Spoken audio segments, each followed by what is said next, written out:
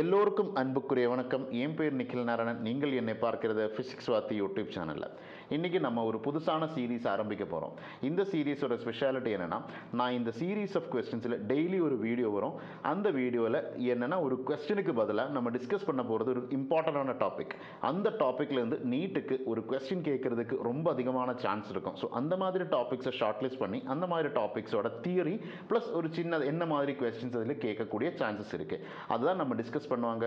So without wasting much time, let us go into the topic. இன்னைக்கு நம்ம discuss பண்ண போகிற டாபிக் வந்து பேங்கிங் ஆஃப் ரோட்ஸ், அது ஃப்ரிக்ஷனோட ப்ரெசன்ஸில். ஸோ அந்த மாதிரி கொஸ்டின்ஸ் தான் நம்ம பார்ப்போம்.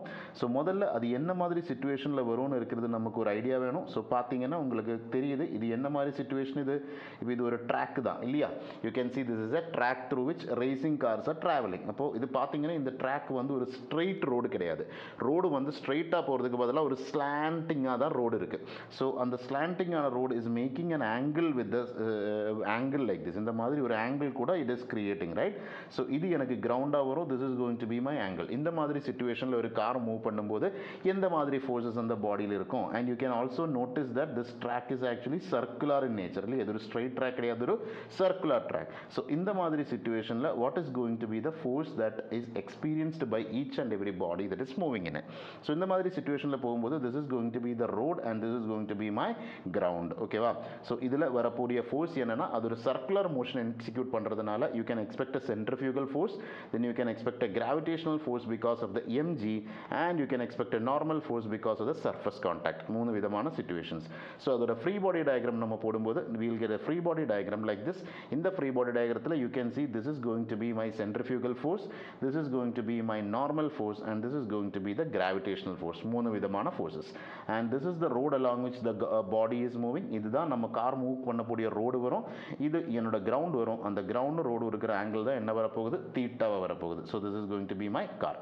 அப்போ அந்த பேசிக் ஐடியா உங்களுக்கு புரிஞ்சிருக்கும். அப்புறம் என்ன பண்ண போகிறதுன்னு, நம்ம ஒவ்வொரு ஃபோர்ஸை நம்ம என்ன பண்ண போகிறோம், அதோட we are going to take the resolve the forces இல்லையா? நம்ம we are going to resolve the forces. நம்ம காம்பனன்ட்ஸ் ஆஃப் த ஃபோர்ஸஸ் இருக்கும். என்ன திடீர்னு மைண்டில் வரவே இல்லை அந்த வேர்டு என்னன்னு. ஓகேவா? சரி, ஓகே. ஸோ அது காம்பனன்ட்ஸ் ஆஃப் த ஃபோர்ஸ் தான் நம்ம எடுக்க போகிறோம். ஸோ ஃபஸ்ட்டு நான் எடுக்க போகிறது யாரோட components, எம்ஜியோட components.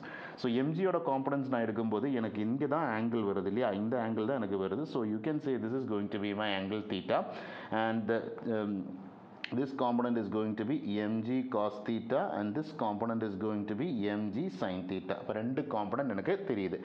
one is mg cos theta, other is mg sin theta. இதே மாதிரி எனக்கு mv square by r is going to be என்னோட சென்ட்ரிஃபியூகல் ஃபோர்ஸ். இந்த சென்ட்ரிஃபியூகல் ஃபோர்ஸுக்கும் பார்த்தீங்கன்னா 2 காம்பனன்ட்ஸ் இருக்க தான் செய்யும்.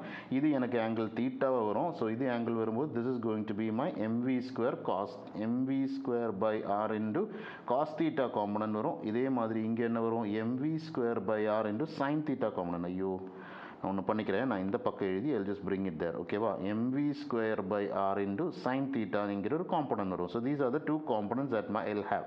இந்த 2 காம்பனன்ட்ஸ் தான் எனக்கு இங்கே ஆக்ட் ஆக போகுது. ஓகேவா? தெளிவாக இருக்கா, கிளியராக இருக்கா? ஸோ இந்த 2 காம்பனன்ட்ஸ் வரும். ஸோ பார்த்தீங்கன்னா இங்கே பக்கம் எனக்கு என்ன வருது, நார்மல் ஃபோர்ஸ் வருது. அப்போ ஜென்ரலாக நமக்கு இந்த மாதிரி கொஸ்டினில் கேட்கக்கூடிய ஒரு கேள்வி என்னென்னா, what is the normal force? அது ஒரு கேள்வியாக வரும். What is going to be the normal force in such situations? So normal ஃபோர்ஸோட இக்குவேஷன் கேட்டிங்கன்னா என்ன தான் நார்மல் ஃபோர்ஸோட இக்குவேஷன் வரும்? My normal force is going to be the sum of the mv square by r sin theta and mg cos theta. So that is going to be mg cos theta plus mv square by r into sin theta. This is going to be the value of my normal force. இது மாதிரி என்னன்னா, எனக்கு காரோட velocity increase ஆகுதுன்னா normal force increase ஆகுமா degrees ஆகுமா? அது ஒரு கேள்வி. ஒரு இந்த ஆங்கிள் இன்க்ரீஸ் பண்ணும்போது எனக்கு என்னோட வேல்யூ ஆஃப் நார்மல் ஃபோர்ஸ் வந்து இன்க்ரீஸ் ஆகுமா டிக்ரீஸ் ஆகுமா? அது ஒரு கேள்வி. எனக்கு வெயிட் அதிகமாகும் போது வெயிட் அதிகமாகும் போது நார்மல் ஃபோர்ஸ் இன்க்ரீஸ் ஆக தான் செய்யும், அதில் டவுட் எல்லாம் இல்லை. ஆனால் இந்த வெலாசிட்டி, ரேடியஸ் அண்ட் ஆங்கிள் இதை பொறுத்து என்னவா வரும், அதுதான் நம்ம அடுத்து பார்க்க போகிறோம். So normal force is directly proportional to velocity. அப்போ என்ன ஆகும்னா, velocity of the car increase ஆகும்போது, அதிகமான ஸ்பீடில் ட்ராவல் பண்ணும்போது நார்மல் ஃபோர்ஸ் என்னவாகும், இன்க்ரீஸ் ஆகும். சைன் தீட்டாவோட வேல்யூ, அடுத்து தீட்டா வேல்யூ இன்க்ரீஸ் ஆகும்போது நார்மல் ஃபோர்ஸுக்கு என்னவா வரும்? ஸோ தட் மீன்ஸ் தட் இந்த தீட்டா வேல்யூ இன்க்ரீஸ் ஆகும்போது we will say that your normal force will also increase. அடுத்தது ரேடியஸ் இன்க்ரீஸ் ஆகும்போது நார்மல் ஃபோர்ஸுக்கு என்ன வரும்? அது ரேடியஸ் இன்க்ரீஸ் ஆகும்போது நார்மல் ஃபோர்ஸோட வேல்யூ வந்து டிக்ரீஸ் ஆக தான் செய்யும். ஏன்னா it is inverse relation. So இந்த மாதிரி ஒரு ஐடியா உங்கள் மைண்டில் வைக்கிறது உங்களுக்கு நல்லாயிருக்கும் டிபெண்டிங் ஆன் நார்மல் ஃபோர்ஸஸ். இனி அது மட்டும் இல்லை, இது நமக்கு இந்த வெர்டிக்கல் டைரக்ஷன்ஸில் இருக்கிற ஃபோர்ஸோட ஈக்குலிபிரியம் நம்ம பார்த்தோம். அதே மாதிரி இந்த டைரக்ஷனில் இருக்கிற ஃபோர்ஸஸோட ஈக்குலிபிரியம் கூட நம்ம பார்க்கணும். இந்த மாதிரி வரும்போது அடுத்தது என்ன நம்ம பார்க்கணும்னா, next what we will say, when can we say the car will move upwards, இல்லைனா ஒரு ஸ்கிட்டிங், அப்வர்ட் ஸ்கிட்டிங் எப்போ காருக்கு இருக்கும், அதுதான் அடுத்த கொஸ்டினாக வரப்போகுது. ஓகேவா, கிளியராக இருக்கா? எப்போ கார் இந்த மாதிரி மூவ் ஆகிட்டு இருக்கிற கார் திடீர்னு இந்த மாதிரி அப்வர்ட் டைரக்ஷனில் எப்போ ஸ்கிட் ஆகும், டவுன்வர்ட் டைரக்ஷனில் எப்போ ஸ்கிட் ஆகும், இந்த மாதிரி ஒரு டவுட் வரும். ஓகேவா? ஸோ அப்போர்ட் டைரக்ஷனில் ஸ்கிட் ஆகணும்னா எப்போவுமே இந்த டைரக்ஷனில் இருக்கிற ஃபோர்ஸ் அதிகமாக இருக்கணும் இல்லையா? அப்போர்ட் டைரக்ஷனில் ஸ்கிட் ஆகணும்னா we can say that mv square by r component should be high. mv square by r component should be high. அப்படி தான் வரணும். கிளியராக இருக்குது, ஐடியா வருதா? ஏன்னா அப்போ தானே இந்த அப்வர்ட் டைரக்ஷனில் காம்பனண்ட் அதிகமாக இருந்தால் தான் அந்த பக்கம் ஸ்கிட் ஆகும். ஸோ அந்த பக்கம் ஸ்கிட் ஆகும்போது என்னோட ஃப்ரிக்ஷனோட டைரக்ஷன் எப்படி இருக்கும்? Friction will be on this side. ஓகேவா? Friction will be acting downwards. எப்போவுமே ஃப்ரிக்ஷன் டவுன்வர்ட் ஆக்ட் பண்ணணும்னு அவசியம் கிடையாது. ஓகேவா? அதை பற்றி நம்ம நெக்ஸ்ட் செக்ஷனில் பேசுவாங்க. ஸோ இப்போதைக்கு since the body is actually moving towards upward டைரக்ஷனை ஸ்கிட் பண்ணுறதுக்கு டெண்டன்சி இருக்குன்னா you will say this is going to be the friction will be acting in this direction. கிளியராக இருக்கா? So in such situations what is going to happen is that the mv square by r என்ன component இருக்கு? cos component. cos theta component will be greater இல்லையா? it will be greater than the mg sin theta component. so that means that ரொம்ப ஹையான வெலாசிட்டியில் போனால் தான் எப்போவுமே எதுக்கு chance அதிகமாக இருக்குது? அப்வர்ட் டைரக்ஷனில் ஸ்கிட் ஆகிறதுக்கு சான்ஸ் அதிகமாக இருக்குது. கிளியராக இருக்கா? that is the idea. and when the difference is actually greater, that should actually be greater than the frictional force. அது எப்போவுமே ஃப்ரிக்ஷனல் ஃபோர்ஸை விட அதிகமாக இருக்கணும். ஏன் ஃப்ரிக்ஷனல் ஃபோர்ஸோட அப்போ தான் என்ன ஆகும்?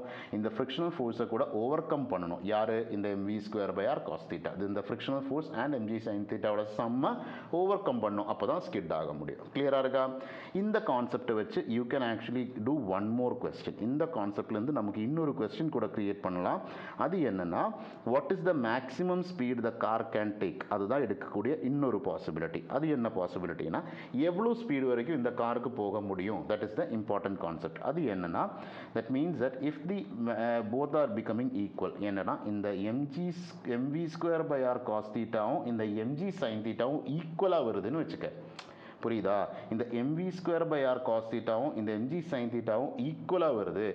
ஈக்குவலாக வருதுல அந்த டிஃப்ரென்ஸ் வந்து if it is equal to the frictional force, if the difference is equal to the frictional force, then you can say this is the maximum velocity that the car can take without slipping. என்னது? Without slipping. That is the idea. அப்போது இந்த formula தான் நம்ம use பண்ணணும். இதே மாதிரி இன்னொரு possibility என்னென்னா, கார் எப்போ டவுன்வர்ட் டைரக்ஷனில் ஸ்கிட் ஆகும். That means that the car should actually slip downwards. So slipping டவுன்வர்ட்ஸ்னு சொல்லும்போது ஃப்ரிக்ஷனோட டைரக்ஷன் வந்து சேஞ்ச் ஆகும். இப்போ எந்த டைரக்ஷனில் ஆக்ட் ஆகுது? ஃப்ரிக்ஷன் வந்து டவுன்வர்ட் டைரக்ஷனில் ஆக்ட் ஆகுதா? ஸோ இந்த டவுன்வர்ட் டைரக்ஷனில் ஆக்ட் ஆகுது ஃப்ரிக்ஷன் வந்து எந்த டைரக்ஷனுக்கு போயிடும்? இந்த ஃப்ரிக்ஷன் வந்து it will act upward direction. ஓகேவா? இந்த ஃப்ரிக்ஷன் எந்த டைரக்ஷனுக்கு போகும்? த friction will be acting in the upward direction.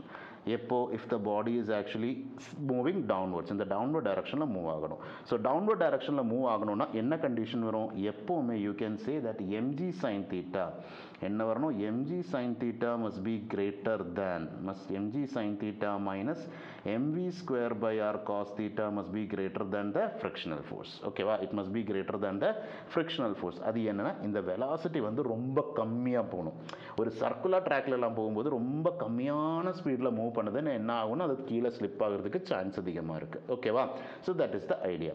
So அந்த மாதிரி சிச்சுவேஷனில் you can say that this is the condition in which a car can actually move downwards. இதே கான்செப்டை வச்சு தான் நம்ம என்ன கண்டுபிடிப்பாங்க? What is the minimum speed with which a body can move? அது கூட இந்த கான்செப்ட்லேருந்து தான் நம்ம எடுக்கும். எப்படி எடுக்கும்? எந்த ஃபார்முலா தான் யூஸ் பண்ணுவாங்க? இங்கே கிரேட்டர் than ஈக்குவல் டு என்கிறது மாற்றி நான் என்ன போடுவாங்க? I'll put an equal to sign. If I am getting this to be equal, this velocity is going to be the minimum velocity with which the body can move. கிளியராக இருக்கா? So நம்ம actually 4 இம்பார்ட்டண்டான கொஸ்டின்ஸும் இந்த கான்செப்ட்லேருந்து படிச்சிட்டோம். First condition என்னன்னா, எப்போ இந்த பாடி skid ஆகணும்னா what is the condition? This should be the condition. When can a body move downwards? This should be the condition. What is the maximum speed with which the body can take? இதுதான் condition. What is the minimum speed the body can take? இதுதான் condition. இவ்வளோ conditions, இந்த மாதிரி 4 இம்பார்ட்டண்டான problems இந்த banking of ரோட்ஸ்ங்கிற கான்செப்டில் வச்சு நமக்கு எடுக்கலாம்.